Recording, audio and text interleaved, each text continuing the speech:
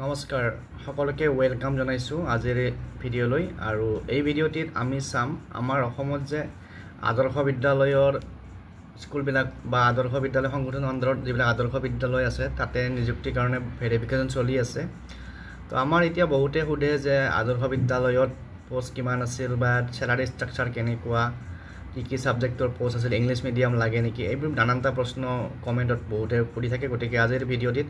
আমি লাষ্ট যেটো আদৰ্শ বিদ্যালয় এডভাৰটাইজ ওলাইছিল সেইটো আজি আমি চাম ময়ো চোৱা নাছিলো তো আজি চাম আপোনালোকৰ লগতে আশা কৰিছো ভিডিঅ'টো শেষলৈকে চাব আৰু চেনেলটো নতুনকৈ অহা হ'লে সাবস্ক্ৰাইব কৰি লওক কাৰণ কিয়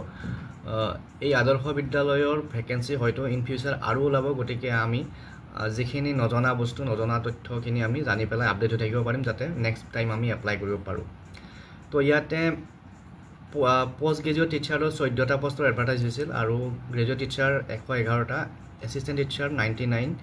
computer instructor fix pay 22 laboratory assistant fix pay ইয়াতে ল্যাবৰেটৰী এসিস্ট্যান্ট আছিল 9টা পোষ্ট টোটাল 255 পোষ্ট আছিল আৰু জানুৱাৰী মাহত এডভাৰটাইজটো ওলাইছিল জানুৱাৰী মাহত অনলাইন প্ৰসেছ বিলাক হৈ গৈছিল 25 জানুৱাৰীলৈকে চলিছিল অনলাইন আৰু ইয়াতে ইংলিশৰ আছিল 4টা ভ্যাকেন্সি ইকনমিক্সৰ এটা পলিটিক্যাল সায়েন্সৰ এটা পিজিটি ভ্যাকেন্সি হয় পলিটিক্যাল সায়েন্সৰ দুটা সোশিয়োলজি এটা জিওগ্ৰাফি এটা হিষ্ট্ৰি তিনটা ম্যাথমেটিক্স এটা বায়োলজি এটা তাৰ পিছত ইফালে গ্ৰেজুৱেট টিচাৰ সায়েন্সৰ আছিল 53 ভ্যাকেন্সি গ্ৰেজুৱেট টিচাৰ আৰ্টছত আছিল 47 হিন্দীত আছিল 11টা তাৰ পিছত এসিস্ট্যান্ট টিচাৰ সায়েন্সত 50টা আৰ্টছত 49 কম্পিউটাৰ ইনষ্ট্ৰাক্টৰ 22টা ল্যাবৰেটৰী এসিস্ট্যান্ট 9টা টোটাল 255 ভ্যাকেন্সি আছিল আৰু কোৱালিফিকেশন কি লাগা আছিল হেখিনি আমি চাও এবাৰ প্ৰথমতে ইয়াতে আছে প্ৰথমতে পোষ্ট গ্ৰেজুৱেট টিচাৰৰ কোৱালিফিকেশন খিনি আৰ্টছ আৰু সায়েন্সৰ কাৰণে তাৰ পিছত পিজিটি আৰ্টছৰ কাৰণে কোৱালিফিকেশন লাগে PGT আৰ্টছৰ কাৰণে কোৱালিফিকেশন লাগে post graduate degree in arts with minimum 55% marks both in graduation and post graduation in respective subject যেটো সাবজেক্টৰ মাস্টাৰ ডিগ্ৰী কৰিছে তাতে 55% থাকিব লাগিব ডিগ্ৰী আৰু মাস্টাৰ ডিগ্ৰী মিলাই আৰু বিএড লাগিব আৰু যি সকল পিজিটি সায়েন্সত এপ্লাই কৰিব তেওঁলোকে সায়েন্স ষ্ট্ৰীমত মাস্টাৰ ডিগ্ৰী কৰা হ'ব লাগিব আৰু যেটো সাবজেক্টত মাস্টাৰ ডিগ্ৰী কৰিব তাতে 55% লাগিব আৰু লগত বিএড তাৰ পিছত আদৰ্শ বিদ্যালয়বিলাক CBSE আন্ডাৰৰ স্কুল হয় CBSE affiliated English medium school গতিকে যে সকলে তাত এপ্লাই কৰিব তেওঁলোকৰ ইংলিশ মিডিয়ামত পঢ়োৱাৰ এটা প্ৰেক্টিস থাকিব লাগিব বা এফিচিয়েন্সি থাকিব লাগিব তাৰ পিছত ইয়াৰ উপৰিও নিজৰ সাবজেক্টৰ উপৰিও আৰু দুটা সাবজেক্ট তেওঁলোকে পঢ়াব পাৰিব লাগিব অৰ্থাৎ যদি কোনোবাই ম্যাথমেটিক্সত মাস্টাৰ ডিগ্ৰী কৰিছে সায়েন্স ষ্ট্ৰীমত তেতিয়া হলে তেওঁ হয়তো ফিজিক্স আৰু কেমিষ্ট্ৰি এই দুটা সাবজেক্ট পঢ়াব লাগিব বা কোনোবাই যদি ইংলিশত কৰিছে তেওঁ আসামিজ বা এডুকেশন পলিটিক্যাল সায়েন্স এইবিলাকক পঢ়াব পাৰিব লাগিব গতিকে দুটা সাবজেক্ট এডিশনালি পঢ়াব পাৰিব লাগিব আৰু সিলেকশন ক্ৰাইটেৰিয়া খিনি আছে সিলেকশন ক্ৰাইটেৰিয়া খিনি বাৰু নাচাও তাৰ পিছত গ্ৰেজুৱেট টিচাৰ আৰ্টছ আৰু সায়েন্সৰ কি কোৱালিফিকেশন লাগিছিল গ্ৰেজুৱেট টিচাৰ আৰ্টছৰ কাৰণে মেজৰ থাকিব লাগিব আৰু মেজৰ উইথ 55% মাৰ্কস তো গ্ৰেজুৱেট টিচাৰ আৰ্টছৰ কাৰণে লাগিব graduate in arts with major from recognized university অৰ্থাৎ মেজৰ লৈ পেলাই ডিগ্ৰী কৰা হ'ব লাগিব লগত বিএড লাগিব আৰু জিটি সায়েন্সৰ কাৰণে মেজৰ লৈ পেলাই সায়েন্সত ডিগ্ৰী কৰা হ'ব লাগিব লগত বিএড লাগিব আৰু 55% লাগিব আৰ্টছ আৰু সায়েন্স দুটাতে আৰু ইংলিশ মিডিয়াম স্কুল যেহেতু আদৰ্শ বিদ্যালয়বিলাকত আৰু ইংলিশ মিডিয়ামত পঢ়োৱা প্ৰফিচিয়েন্সি থাকিব লাগিব আৰু তাৰ লগতে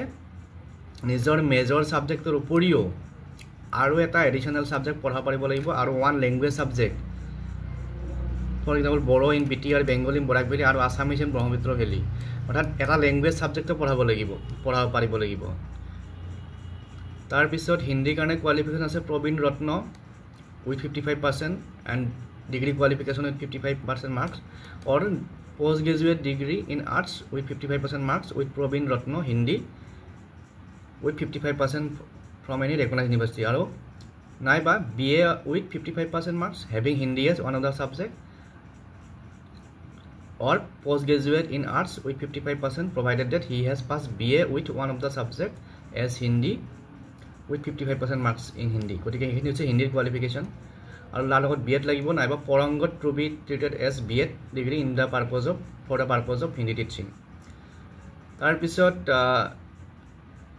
নেক্সট আমি চাম এছিষ্টেণ্ট টিচাৰ আৰ্টছ আৰু ছায়েন্সৰ কাৰণে কি কোৱালিফিকেশ্যন লাগে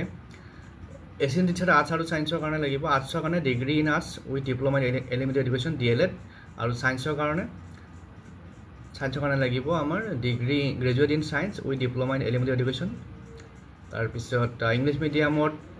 পঢ়োৱা প্ৰেক্টিছ থাকিব লাগিব আৰু এটা এডিশ্যনেল ছাবজেক্ট নিজৰ ছাবজেক্টৰ ওপৰত এটা এডিশ্যনেল ছাবজেক্ট আৰু এটা লেংগুৱেজ ছাবজেক্ট পঢ়াব পাৰিব লাগিব গতিকে এইখিনি হৈছে আমাৰ যি আদৰ্শ বিদ্যালয় সংগঠন আছিল তাৰে চিলেকশ্যন ক্ৰাইটেৰিয়া আৰু কম্পিউটাৰ ইনষ্ট্ৰাক্টৰখিনিও চাই লওঁ এবাৰ ইয়াতো গোটেইখিনি চাইছোঁ তেতিয়া কম্পিউটাৰ ইনষ্ট্ৰাক্টৰৰ কাৰণে লাগিব MCA MSc IT MTech এইবিলাক তাৰপিছত 60% লাগিব মিনিমাম আৰু লেবৰেটৰীৰ কাৰণে কি লাগিব high secondary in science with 55% marks গতিকে এইখিনি হৈছে আমাৰ আদৰ্শ বিদ্যালয়ৰ যি ক্ৰাইটেৰিয়া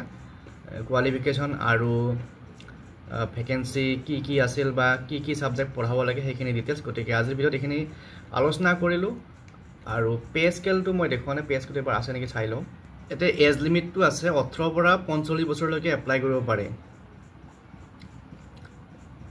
তাৰপিছত পে স্কেলটো ইয়াত দিয়া নাই পিছত আমি কেতিয়াবা পে স্কেলটো ডিছকাছ কৰিম আজি এইখিনি বেছিক কথাখিনি ডিছকাছ কৰিলোঁ এডুকেশ্যনেল কোৱালিফিকেশ্যন তাৰপিছত বাকী ক্ৰাইটেৰিয়াবিলাক গতিকে আজিৰ ভিডিঅ'ত এইখিনিয়ে নেক্সট এটা ভিডিঅ'ত আদৰ্শ বিদ্যালয়ৰ দৰমহা গাঁথনিটো ডিছকাছ কৰিম আজিলৈ এৰিছোঁ থেংক ইউ